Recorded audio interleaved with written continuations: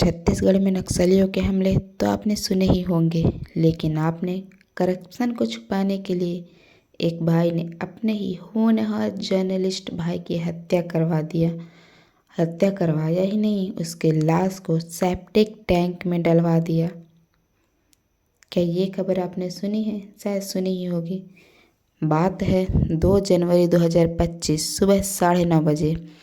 छत्तीसगढ़ के बस्तर जिले में रहने वाले चंद्राकर परिवार के बड़े बेटे युकेश जब अपने छोटे भाई मुकेश चंद्राकर को कॉल करते हैं तो उनका फ़ोन स्विच ऑफ आ रहा था। वैसे तो मुकेश के फ़ोन स्विच ऑफ आना आम बात थी, क्योंकि वो पेशे से एक पत्रकार थे और अक्सर या तो रिपोर्टिंग के दौरान या फिर कहीं दौरे पर जब गए होते हैं तब उनका फ़ोन स्विच ऑफ होता है, या अपना फ़ोन स्विच ऑफ कर लेते थे, या फिर कभी कभी बस्तर के जंगलों की तरफ जाने पर उनके मोबाइल का नेटवर्क चला जाता था। वैसे भी पिछले ही दिन यानी 1 तारीख को दोनों की आपस में मुलाकात हुई थी, इसलिए उन्हें लगा कि शायद मुकेश न्यू ईयर सेलिब्रेट करने कहीं चले गए होंगे।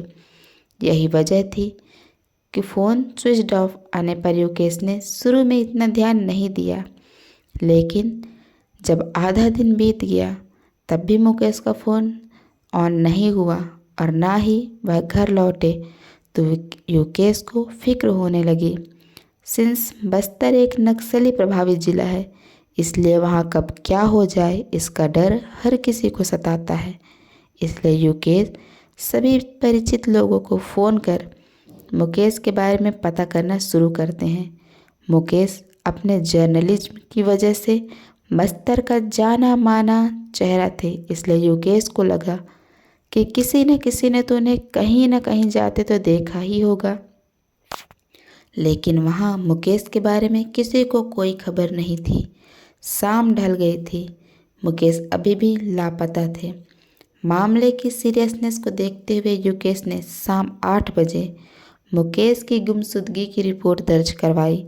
पुलिस की टीम रवाना हुई और अलग अलग जगह पर मुकेश को ढूंढा जाने लगा। इधर युकेश ने गूगल एक्टिव लोकेशन निकाल ली।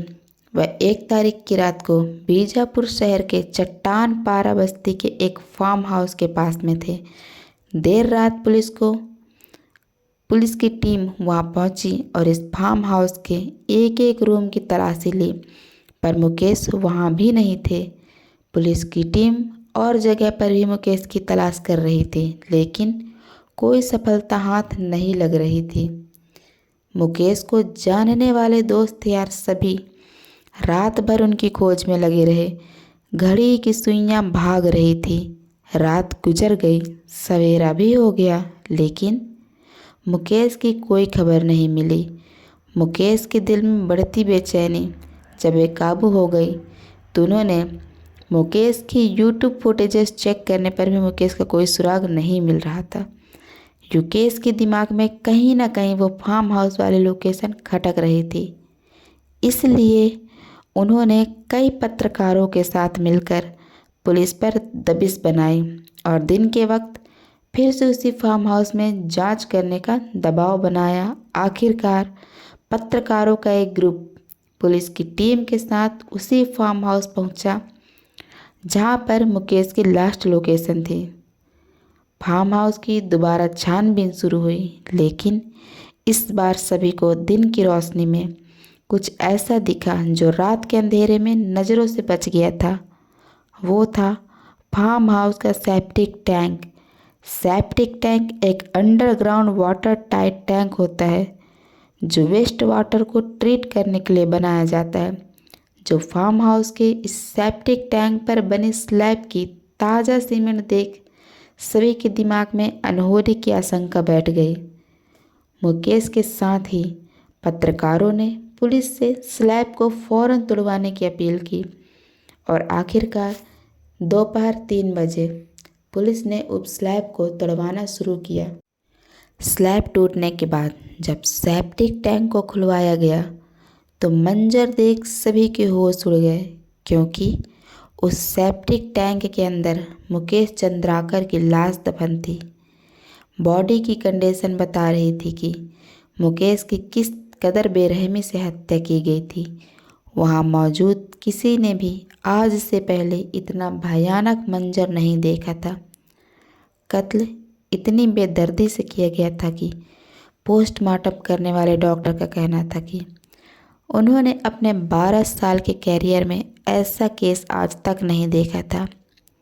मुकेश का शरीर पानी में डूबे रहने की वजह से फूल गया था। उनके सर पर भी 15 फ्रैक्चर थे। दिल और लीवर बुरी तरह से डैमेज था और शरीर की कई हड्डियां टूटी हुई थी। एक निडर ईमानदार जर्नलिस्ट का नक्सली प्रभावित एरिया में मर्डर हो सकता है, आपको नॉर्मल लग रहा होगा, लेकिन इस ब्रूटल मर्डर का असली सच जब सबके सामने आया, सब लोग देखते ही रह गए। इसके पीछे की वजह और इसमें शामिल सभी लोगों के काले चिट्ठों के बारे में जब आपको पता चलेगा तो ना सिर्फ आपका खून खौल उठेगा, बल्कि कहीं ना कहीं यह तकलीफ भी होगी कि क्या सच का साथ देने वालों का ऐसा अंजाम भी हो सकता है। इसलिए इस वीडियो को ना सिर्फ पूरा देखिएगा बल्कि शेयर भी कीजिएगा, क्योंकि इन्हीं खुलासों को दुनिया के सामने लाने वाले मात्र 28 साल के मुकेश चंद्राकर ने इसकी कीमत अपनी ज़िंदगी से चुकाई है। Welcome back to my channel Kalyug के क्राइम हिंदी के आज के इस नए एपिसोड में आप सबका बहुत बहुत स्वागत है। शहीद मुकेश चंद्राकर का जन्म बीजापुर डिस्ट्रिक्ट के बासागुड़ा गांव में हुआ था। मुकेश की ज़िंदगी बचपन से ही कठिनाइयों से जूझने लगी थी, क्योंकि मात्र 2 साल की उम्र में पिता को खोने के बाद परिवार की इकोनॉमिक कंडीशन ऐसी हो गई थी कि उनके पास दूध तक खरीदने के पैसे नहीं थे।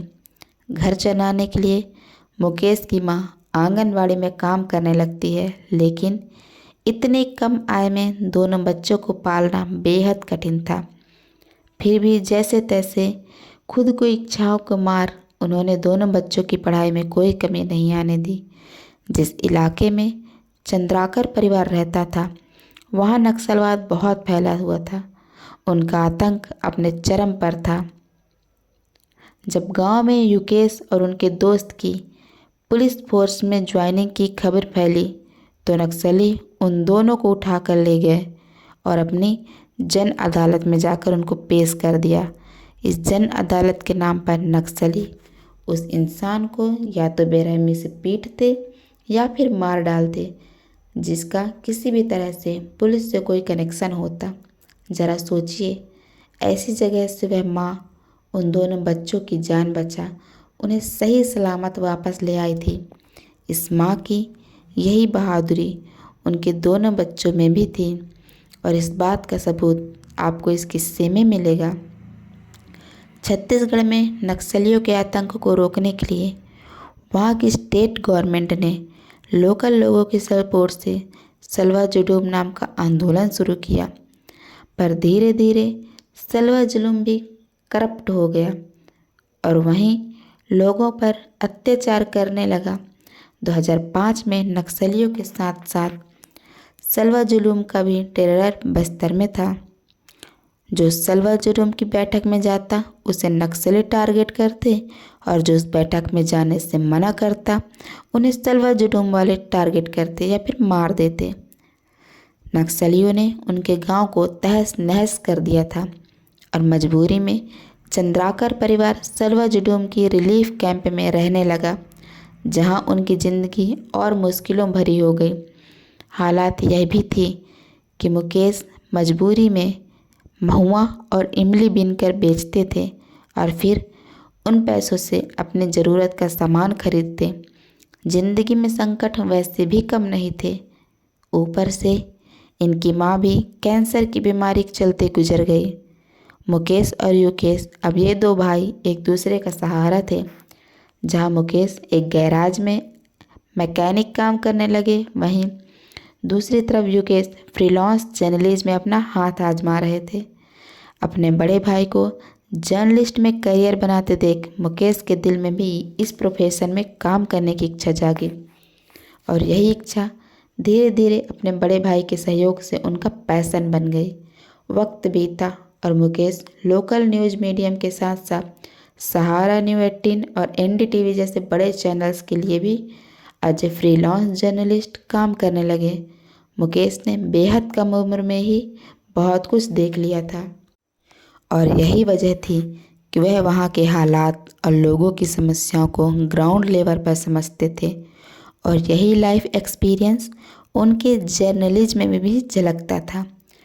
उन्हें बाकी सबसे अलग करता था एक बेबाक जर्नलिस्ट जो अपनी रिपोर्टिंग में सच दिखाने के लिए हर हद तक उतरने को तैयार था।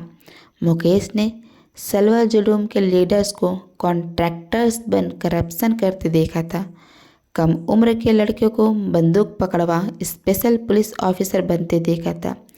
आपको यह जानकर हैरानी होगी लेकिन बस्तर के बिगड़ते हालात भी मुकेश को नहीं रोक पाते और वह सीधा नक्सल टेररिस्ट में जाकर ग्राउंड रिपोर्टिंग करते।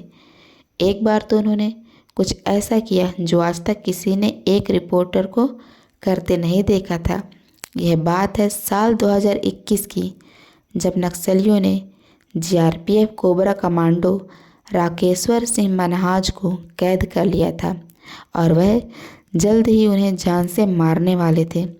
आतंक ऐसा कि वहाँ की अथॉरिटीज़ पुलिस किसी की भी नक्सली के उस इलाके में जाने की हिम्मत नहीं थी, लेकिन वह मुकेश थे जो अपनी जान की फिक्र किए बिना नक्सलियों के बीच जाकर उस कमांडो की जान बचा उन्हें अपनी बाइक पर बैठा वापस लाते हैं। चाहे नक्सलियों के चंगुल से कमांडो की ज़िंदगी बचानी हो या फिर किडनैप सब इंजीनियर को अपने पत्रकार साथियों की मदद से छुड़ाना, मुकेश के अंदर यह अटूट साहस और बहादुरी शायद उन्हें अपनी माँ से ही मिली थी। हंसमुख, खुश मिजाज और घूमने फिरने के शौकीन मुकेश को यारों का यार कहा जाता था। हम सिक्किम में हैं, एक जन्नत से निकल के आए दूसरे वह लोगों को मदद को भी हमेशा तैयार रहते थे और वक्त बेवक्त अपने साथ डटकर खड़े रहते। यही वजह थी कि समय के साथ मुकेश का बस्तर ज़िले के लोगों और साथ ही रिपोर्टर्स के बीच नाम बढ़ने लगा। अपने ज़िले में फैले भ्रष्टाचार और समस्याओं को दुनिया के सामने खुल के लाना चाहते थे, इसलिए उन्होंने बस्तर जंक्शन नाम से अपना एक यूट्यूब चैनल भी बनाया। वीडियो से उन्होंने सिस्टम और करप्शन की नींव हिलाने शुरू कर दी। यह जो खूबसूरत सा जंगल देख रहे हैं, पहाड़ियों की श्रृंखला देख रहे हैं, इसे तबाह करने के लिए सरकार ने षड्यंत्र पूर्वक एक योजना बनाई है। उन्होंने रिपोर्टिंग करने के लोगों की समस्याओं को उजागर किया कि कैसे सिस्टम के लोग उन्हें बल्कि खुद की जेबें भरने के लिए बना है। 1 साल पहले इस सड़क का निर्माण कार्य शुरू हुआ। यह सारी खबर वह अपनी रिपोर्ट में दिखाते थे।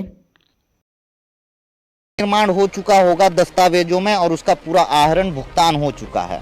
ठेकेदार के साथ सांठ-गांठ करके इंजीनियर, एसडीओ, ई तक इसमें सीधे तौर पे संलिप्त रहते हैं, शामिल रहते हैं और इस तरह के भ्रष्टाचार को अंजाम देते हैं, अपनी तिजोरी भरते हैं। मुकेश ने एक्सपोज किया कि कैसे भ्रष्टाचारी अपने लूट में लोगों की जान से खिलवाड़ कर रहे हैं।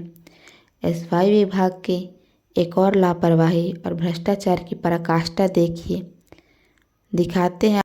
आज से करीब 20 साल पहले इस सड़क का निर्माण कार्य हुआ था और इसके साथ ही यहाँ पे एक पुल का निर्माण भी हुआ कि था। कैसे टैक्स पेयर के पैसे का इस्तेमाल कॉन्ट्रैक्टर्स की जेब भरने के लिए किया जा रहा है।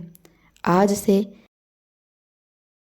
2 साल पहले और पिछले 2 सालों से ग्रामीण जो है लगातार जिम्मेदारों से गुहार लगाते रहे कि भैया इस पुल का निर्माण कार्य करवा दीजिए, क्योंकि आगे ढेर सारे गांव हैं और बहुत से लोगों के लिए यही सड़क जो है मुख्य मार्ग है। लेकिन जिम्मेदार हमेशा उदासीन रवैया अख्तियार करते रहे। निर्माण करवा दीजिए, क्योंकि आगे ढेर सारे गांव हैं और बहुत से लोगों के लिए सड़क जो है मुख्य मार्ग है। लेकिन जो जिम्मेदार लोग थे हमेशा उदासीन रवैया अख्तियार करते रहे। इतना ही नहीं, मुकेश ने वहाँ के खस्ता हाल स्कूलों की सच्ची तस्वीरें भी सबके सामने रखी। शिक्षा व्यवस्था को सुदृढ़ करने के लिए सरकारें करोड़ों रुपए फूंक रही है, मगर धरातल पे हालात बिल्कुल विपरीत है, खराब है। बच्चे इसी तरह से पढ़ते हैं, इस हिस्से को जानते हैं। इतने बुरे हालात में मुकेश ने दिखाया कि कैसे सरकारी योजना के पैसे से भ्रष्टाचारी अपने घर की तिजोरियों को भरने में लगे हैं। स्कूल भवनों के जतन के लिए एक योजना ही चला दी थी पूर्ववर्ती सरकार ने, लेकिन स्कूल का जतन तो नहीं हो पाया। लेकिन संबंधित ठेकेदार, सब इंजीनियर, उस विभाग के अधिकारी और कई सफ़ेद पोस्ट लोगों का जतन जरूर हुआ है, तिजोरियां जरूर भरी गई हैं। मुकेश निडर होकर सच को बाहर ला रहे थे और उनकी इस रिपोर्टिंग का असर भी होने लगा। चाहे रोड हो या पुल, जहाँ पर प्रॉब्लम पॉइंट आउट होती वहाँ पर काम शुरू हो जाता। लेकिन इन सब से सिस्टम में बसे उन भ्रष्टाचारियों को नुकसान होने लगा था। इसलिए अब आए दिन मुकेश को धमकियाँ मिलने लगी, बट मुकेश इन सब धमकियों का कोई असर नहीं हुआ और वह अपने अंदाज में सच दिखाते रहे। लेकिन मुकेश को अंदाज़ा नहीं था कि सच की तह तक जाते जाते वह सिस्टम में बैठे एक ऐसे सांप के बिल में हाथ डालने वाले हैं जो उनके लिए काल बन जाएगा। 25 दिसंबर 2024 मुकेश छत्तीसगढ़ के प्रोजेक्ट में हुए घोटाले की रिपोर्ट तैयार कर रहे थे और एनडीटीवी छत्तीसगढ़ चैनल के लिए उन्होंने अपने साथी रिपोर्टर नीलेश के साथ इस प्रोजेक्ट को एक्सपोज करना शुरू किया। इस रिपोर्ट में बताया गया कि बीजापुर के गंगलम तक बन रही सड़क के निर्माण में काफ़ी धांधली हुई है। 52 किलोमीटर लंबी बन रही सड़क का बजट पहले 56 करोड़ था, पर कॉन्ट्रैक्टर ने उससे बढ़वाकर 120 करोड़ करवा दिया।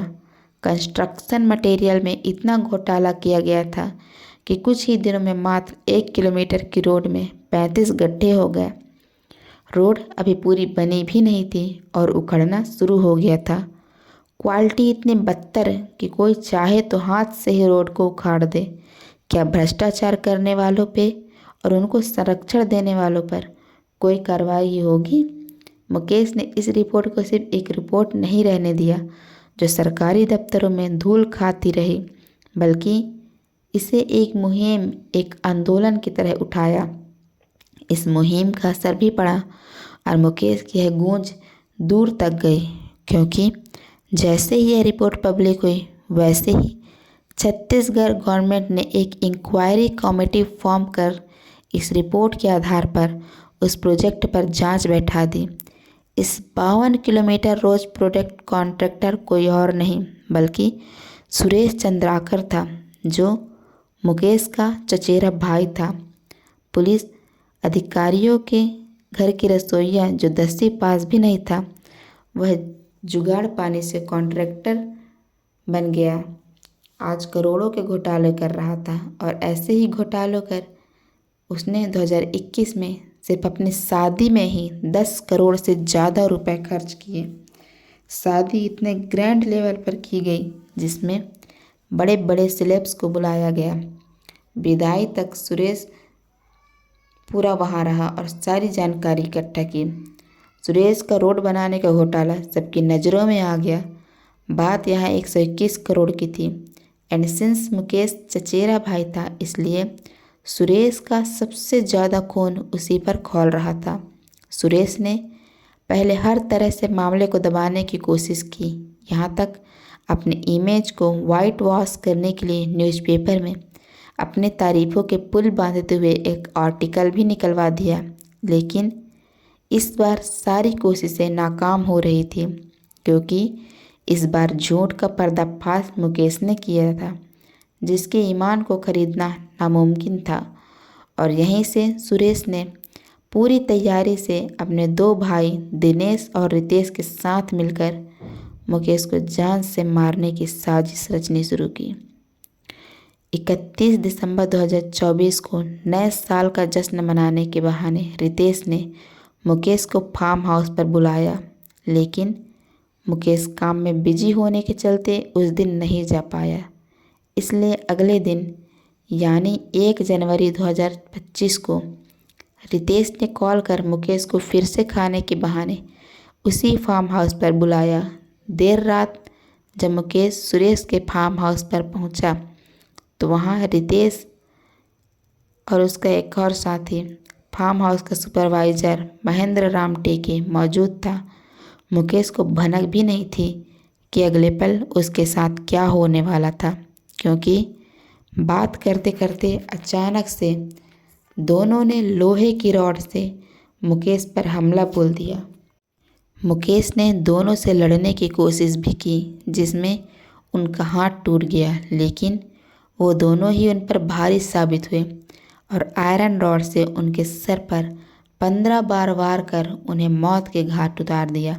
जरा सोचिए, मुकेश की हत्या करने वाले उसी के अपने भाई थे, जिनकी खुशियों में वह शामिल होता था। यह सब प्री प्लान था, इसलिए मौके पर सुरेश वहाँ नहीं था, लेकिन सब कुछ उसी की इशारों पर हो रहा था। हत्या करने के बाद सुरेश का दूसरा भाई दिनेश चंद्राकर वहाँ आया और मुकेश की लाश को वहाँ बने सेप्टिक टैंक में डलवा दिया। लाश को ठिकाने लगाने के बाद वह तीनों सुरेश के पास जगदलपुर पहुँचे, जहाँ सुरेश ने दिनेश से कहा कि वह वापस फार्म हाउस में जाकर सेप्टिक टैंक पर सीमेंट से प्लास्टर करवा दे, ढलाई करवा दे, ताकि बदबू बाहर ना आ पाए और ना ही किसी को उसकी लाश का पता चल पाए। इसलिए 2 तारीख को अगली सुबह दिनेश वापस जाकर सेप्टिक टैंक पर सीमेंट से स्लैब की ढलाई करवा देता है। सुरेश जानता था कि मुकेश के गायब हो जाने के बाद पुलिस उसे ज़रूर ढूंढेगी और वह शक के घेरे में भी आ जाएगा। इसलिए वह बड़ी प्लानिंग से अपने थार की नंबर प्लेट चेंज करवा रितेश को दिल्ली निकल जाने के लिए रायपुर भेज देता है, क्योंकि रितेश अक्सर दिल्ली जाता रहता था, तो किसी को यह नहीं लगेगा कि वह भागकर दिल्ली गया है। दिनेश और सुपरवाइज़र महेंद्र राम टेके वहीं बीजापुर में ही रुकते हैं और सुरेश बड़ी चालाकी से हॉस्पिटल में एडमिट अपने एक साथी से मिलने के बहाने हैदराबाद निकल जाता है। लेकिन हैदराबाद निकल जाने से पहले वह अपना एक गवाह तैयार कर लेता है। वह अपने गवाह को बताता है, कॉल करके कहता है कि वह अपने दोस्त को देखने हैदराबाद जा रहा है और अगर वह साथ में चलना चाहे तो चल सकता है। यह सब ड्रामा उसने इसलिए किया ताकि पुलिस जब इंक्वायरी करे तो ऐसा लगे कि वह इस वजह से वहाँ हैदराबाद गया हुआ था कि छुप कर भागा नहीं था। 3 जनवरी को मुकेश की लाश मिलने के बाद पुलिस ने आखिरकार दिनेश और महेंद्र राम टेको को बीजापुर से और रितेश को रायपुर से अरेस्ट किया और सुरेश अभी भी फरार था और उसे पकड़ने के लिए SIT ने 200 CCTV खंगाले और 300 नंबर्स की लोकेशन ट्रेस की, जिसके बाद हैदराबाद में अपने ड्राइवर के घर में छुपे बैठे सुरेश को गिरफ्तार कर लिया गया। तो आज की कहानी कैसी लगी, इसके बारे में क्या कहना चाहते हैं, कमेंट सेक्शन पे अपने कमेंट अपने विचार जरूर व्यक्त करें। चैनल को सब्सक्राइब करिए, वीडियो को शेयर करिए। धन्यवाद।